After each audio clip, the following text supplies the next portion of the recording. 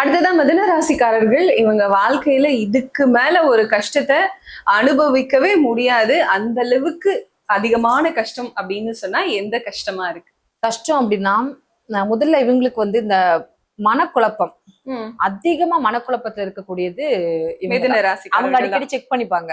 ம். நம்ம கரெக்டா இருக்கோமா, நம்ம எல்லார மாதிரி இருக்கோமா, நம்ம நார்மல் பீப்புள் தானா?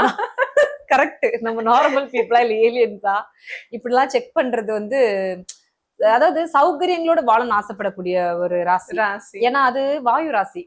அப்போ ஒரே இடத்துல ஒரு சஸ்டன்பிளா இருக்கிறது வந்து ரொம்ப கஷ்டம். இவங்களுக்கு பிரச்சனையே அதுதான். ஒரு ஸ்டெபிலிட்டிங்கிறது வந்து இவங்களோட லைஃப்ல வந்து ரொம்ப கஷ்டம். ஏன்னா அது இப்படி பறந்து, நமக்கே தெரியும் காற்று ராசி என்ன பண்ணும், அப்படியே அலைஞ்சிட்டே இருக்கும். அது எங்கேயாவது பிடிச்சு வைக்க முடியுமா, பிடிச்சு வச்சா முடியாது.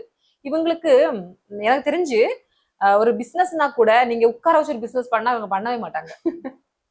டிராவலிங்லயே இருக்கணும், ஆல்ரவுண்டிங் டிராவலிங்லயே இருந்தா அவங்களுக்கு பிடிக்கும்.